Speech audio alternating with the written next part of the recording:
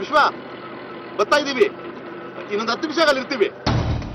ಸದ್ಯ ಇವತ್ತು ಬೇಡ, ಎಲ್ಲಿ ನಾಳೆ ಬಾ ಅಂತ ಹೇಳ್ಬಿಡ್ತೀರೋ ಅನ್ಕೊಂಡಿದ್ದೆ.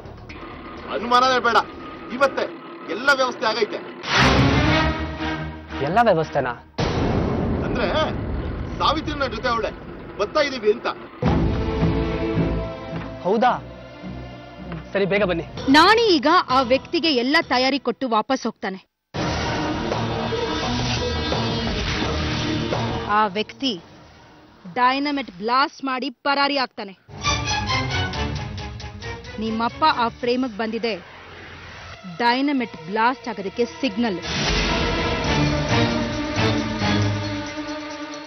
ನಮ್ಮಪ್ಪನ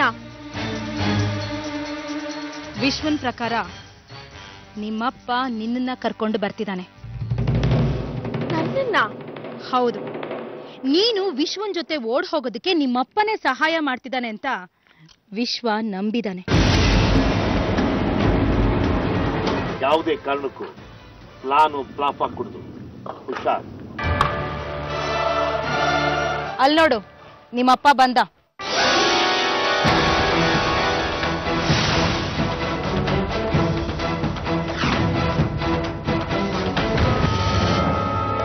ನಾನೇಣ ನನ್ನ ಜಾಗಕ್ಕೆ ಬಂದಾಯ್ತು.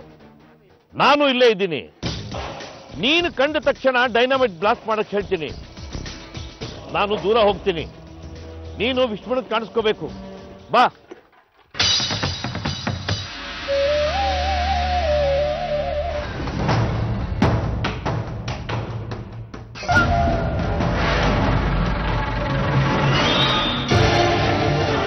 ಅವ್ನು ಸಾಯೋದನ್ನ ನೋಡ್ಲಿ ಅಂತ ನೀವು ನನ್ನ ಇಲ್ಲಿ ಕರ್ಕೊಂಡ್ ಬಂದ್ರ. ವಿಶ್ವ ಸಾಯಕ್ ನಾನು ಬಿಡಲ್ಲ. ಇಲ್ಲ, ವಿಶ್ವ ವಿಶ್ವ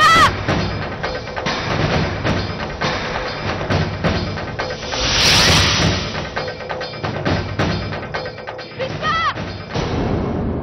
ಸಾವಿತ್ರಿ.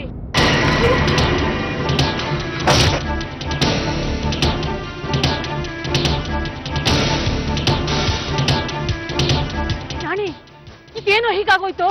ಯಾಕೆ, ಏನಾಯ್ತು? ಕೆಲಸ ಆದಾಗೆ ಡೈನಮೈಟ್ ಸಿಡಿಯೋದು ಒಂದೇ ಬಾಕಿ. ಸಾವಿತ್ರಿ ಇಲ್ಲಿ ಹೇಗ್ ಬಂದ್ಲು?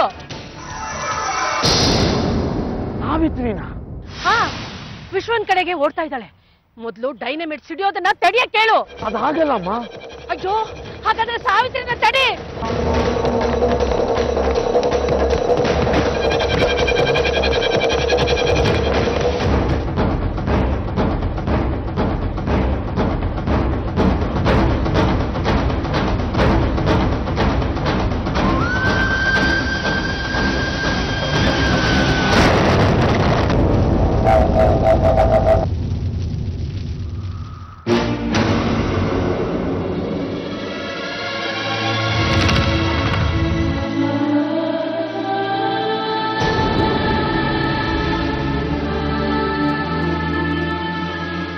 ಈಗ ನಿನಗೆ ನಿಮ್ಮಪ್ಪ ನಾಣಿ ಇಂದ್ರತೆಯ ನಿಜವಾದ ಯೋಗ್ಯತೆ ಗೊತ್ತಾಯ್ತಲ್ವಾ?